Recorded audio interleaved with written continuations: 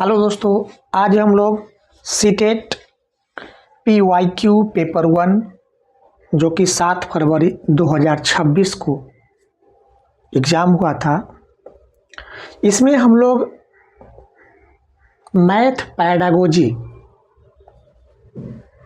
का जो क्वेश्चंस पूछा गया था उस प्रश्न को पढ़ेंगे। देखिए, आपका पेपर 1 हो या पेपर 2, दोनों पेपर में मैथ से 30 नंबर का प्रश्न पूछी जाती है, जिसमें 15 नंबर का पैडागोजी होती है और 15 नंबर की न्यूमेरिकल क्वेश्चंस होती है।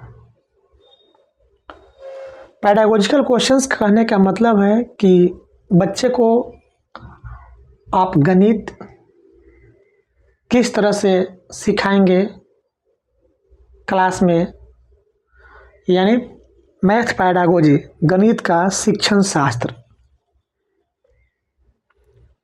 तो चलिए शुरुआत करते हैं।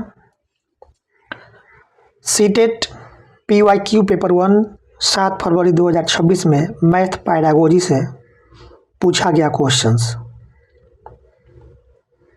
पहला प्रश्न है आपके सामने। पहला प्रश्न है निम्नलिखित में से कौन सा प्राथमिक विद्यालय की गणित कक्षा में सबसे कम वांछनीय है। सबसे कम वांछनीय यानी कौन सा कथन सबसे कम उपयुक्त है या कौन सा तरीका सही नहीं है प्राथमिक विद्यालय की गणित की कक्षा में, हमसे पूछा जा रहा है। इसमें 4 ऑप्शन दिया है। पहला ऑप्शन है गणितीय विचारों को सम्मिलित करती हुई वास्तविक जीवन की परिस्थितियों के साथ संबंध बनाना। पहला ऑप्शन बिल्कुल करेक्ट है। गणितीय विचारों को सम्मिलित करती हुई यानी प्राथमिक स्तर के जो बच्चे होते हैं तो उसकी जो विचार है, उसकी जो सोच है, बच्चे के जो गणितीय विचार है, उसकी विचार को कक्षा में सम्मिलित करता हुआ वास्तविक जीवन के साथ संबंध बनाना है। बच्चे जो पहले से गणित के बारे में जानते हैं या गणित के बारे में उनकी क्या समझ है, क्या सोच है, उसकी समझ और सोच को वास्तविक परिस्थितियों के साथ में संबंध बनाना, ये आपका करेक्ट आंसर होगा। तो पहला ऑप्शन यहाँ पर करेक्ट है, तो ये तो सही है, लेकिन हमसे पूछा गया है सबसे कम वांछनीय यानी कौन सा तरीका सही नहीं है, तो पहला ऑप्शन तो सही है, आपको नेगेटिव चुनना है। दूसरा है कार्य पुस्तिका से कलन विधि आधारित प्रश्नों को हल करना। देखिए, ये जो कलन विधि है, यह वर्ड आपका नेगेटिव वर्ड होता है, कलन विधि। इसमें क्या होता है, बच्चे को एक ही तरीका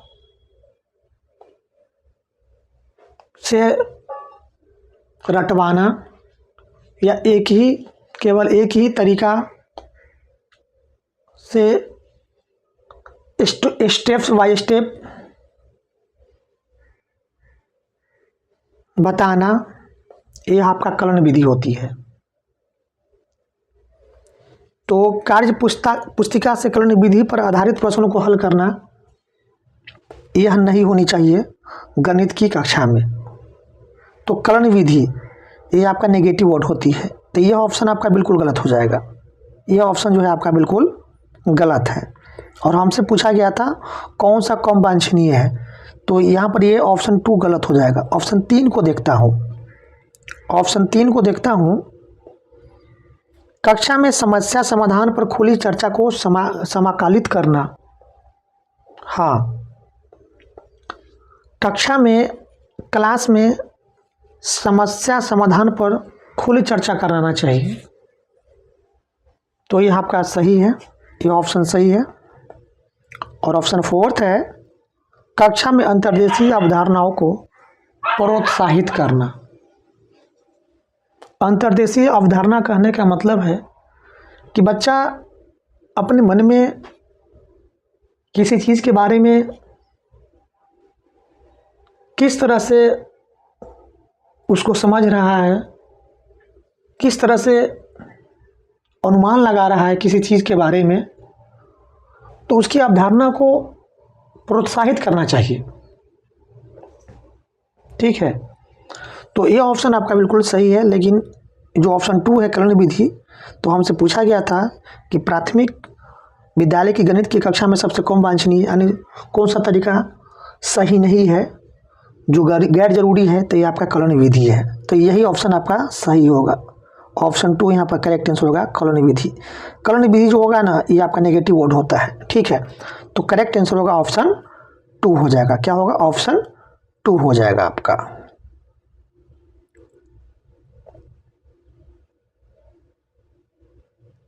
चलिए नेक्स्ट प्रश्न की ओर चलते हैं।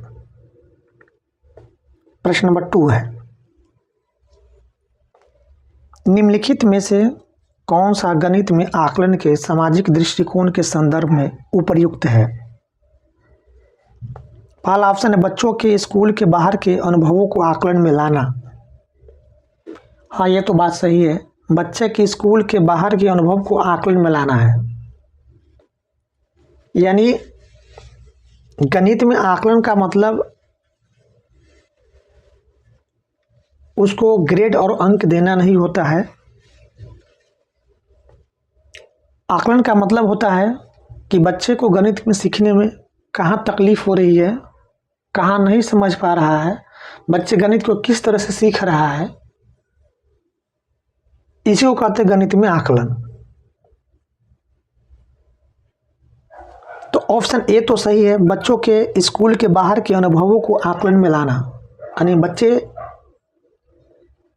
जो जानते हैं उसकी अनुभव को स्कूल के बाहर के अनुभव के आकलन में उसको लाना है। तो पहला ऑप्शन यहाँ पर सही होगा। दूसरा है मानकीकृत टेस्ट बनाना। मानकीकृत जो होती है ये आपका नेगेटिव वर्ड होती है। बहुत सारे क्वेश्चंस का आंसर आप नेगेटिव वर्ड देखकर आप उसका आंसर लगा सकते हैं। मानकीकृत यानी सबके लिए एक समान ही क्वेश्चंस देना, पूछना, चाहे बच्चे तेज हो कमज़ोर हो, सभी के लिए समान रूप से टेस्ट देना, लगाना, यही क्या होता है आपका मानकीकृत होती है। तो मानकीकृत यह आपका सही नहीं होगा। ऑप्शन 2 तो ऑप्शन बी तो गलत हो जाएगा। ऑप्शन सी को देखते हैं। विभिन्न संस्कृतियों से लोक प्रचलित प्रणालियों फोक एल्गोरिथम का प्रयोग करना। हाँ, विभिन्न संस्कृतियों से लोक प्रचलित प्रणालियों को आपको क्या करना, उपयोग करना है। यानी अलग अलग क्षेत्रों में किस तरह से बच्चे की गणित सीखते हैं, उसकी प्रणालियों को उपयोग करना। तो ऑप्शन सी भी करेक्ट है। तो दिया गया ऑप्शन के अनुसार ऑप्शन आपका होगा ए और सी, यहाँ पर करेक्ट आंसर होगा। ए और सी यहाँ पर आपका करेक्ट आंसर होगा।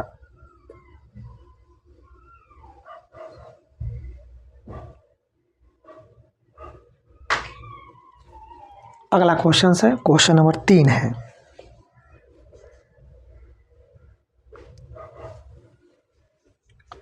प्रश्न 3 कहता है निम्नलिखित में से कौन सा गणित में संधारणात्मक समस्याओं के विषय में सबसे कम उपयुक्त है? पहला ऑप्शन ए बच्चों की गणितीय निर्देशन की क्षमताओं को विकसित करने में सहायता कर सकती है। दूसरा ऑप्शन है इनको हल करते समय बच्चे सही उत्तर प्राप्त करने पर ध्यान केंद्रित करने लगते हैं। और तीसरा ऑप्शन है इन्हें कक्षा में हुए हाल ही के अनुभवों जैसे क्षेत्र भ्रमण, कला विज्ञान या सामाजिक अध्ययन की कक्षाओं में चर्चा के द्वारा भी उत्पन्न किया जा सकता है। और चौथा ऑप्शन है ये बच्चों के जीवन से करीब से संबंधित होती है। देखिए, गणित में संदर्भात्मक समस्याओं में सबसे जो कम उपयुक्त है आपका, यह है आपका कक्षा में हुए हाल ही के अनुभव जैसे क्षेत्र भ्रमण, कला विज्ञान या सामाजिक अध्ययन की कक्षाओं में चर्चा के द्वारा भी उत्पन्न करना, यही आपका सबसे कम उपयुक्त है। तो ऑप्शन आपका थर्ड ऑप्शन यहाँ पर करेक्ट आंसर हो जाएगा। क्वेश्चन नंबर 4 को देखते हैं। नीचे दिए गए कथन अभिकथन ए और कारण बी के रूप में चिन्हित है। पहला है यहाँ पर अभिकथन ए, आंकड़ों का निरूपण और विश्लेषण का परिचय प्राथमिक स्तर पर दिया जाना और उसका उच्च प्राथमिक स्तर पर सशक्त करना महत्वपूर्ण है। ऑप्शन बी है, आंकड़ों का विश्लेषण प्राथमिक स्तर पर बच्चों के द्वारा मुख्यतः पढ़े गए गणितीय तथ्यों की निश्चित प्रकृति के विपरीत उन्हें सूचना की अनिश्चितता और परिवर्तनशीलता के प्रति अभिदर्शित करता है। देखिए यहाँ पर इसका जो करेक्ट आंसर होगा, तो पहला जो ऑप्शन जो आपका है कि आंकड़ों का निरूपण और विश्लेषण का परिचय प्राथमिक स्तर पर दिया जाना चाहिए, ये सही बात है। आंकड़ों का निरूपण और विश्लेषण का जो परिचय है प्राथमिक स्तर पर बच्चों को दिया जाना चाहिए और उसको उच्च प्राथमिक स्तर पर सशक्त करना महत्वपूर्ण है। तो पहला ऑप्शन यहाँ पर सही होगा, यानी अभिकथन ए सही है। और इसका कारण बी है, आंकड़ों का विश्लेषण प्राथमिक स्तर पर बच्चों द्वारा मुख्यतः पढ़े गए गणितीय तथ्यों की निश्चित प्रकृति के विपरीत उन्हें सूचना की अनिश्चितता और परिवर्तनशीलता के प्रति अभिदर्शित करता है। तो कारण बी भी इसका सही है। तो ए यहाँ पर ये सत्य है और यहाँ पर क्या है, ए सत्य है और ए का सही कारण बी है। तो यहाँ पर ऑप्शन करेक्ट, यहाँ पर ऑप्शन थर्ड यहाँ पर आपका करेक्ट आंसर हो जाएगा।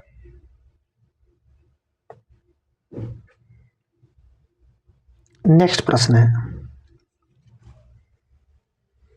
प्रश्न है एनसीईआरटी की सिफारिश के अनुसार कक्षा 3 के विद्यार्थियों के लिए निम्नलिखित में से कौन सा अधिगम प्रतिफल अपेक्षित नहीं है। पहला ऑप्शन 1/2 + 1/3 को हल करें। देखिए, फ्रैक्शन जो होती है यह प्राथमिक स्तर के बच्चों के लिए नहीं होती है, यह अपर क्लास के बच्चों के लिए होती है। तो प्राथमिक स्तर के जो बच्चे होते हैं उसके लिए 1/2 + 1/3 यानी भिन्न को हल करना यह अधिगम के लिए सही नहीं होती है। बाकी का जो ऑप्शन है यहाँ पर ए, डी, ई, एच, आई, जे डैश क्रम का विस्तार करें, तो ये आपका पैटर्न का है। तो प्राथमिक स्तर पर जो पैटर्न दिया होता है ये सही होता है, बच्चों को प्राथमिक स्तर से ही पैटर्न के बारे में सिखाया जाता है। तो ऑप्शन 2 तो सही है।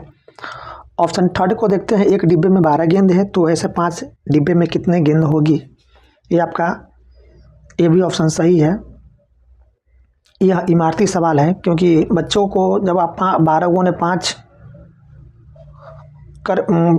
5 बराबर कितना होगा ऐसा करके सिखाएंगे तो जल्दी नहीं सीखता है। लेकिन इसी चीज़ को आप भाषा में तोड़कर बताएंगे उसको कि एक डिब्बे में 12 गेंद है तो ऐसे 5 डिब्बों में कितने गेंद होगी, तो बच्चा तुरंत बता देगा।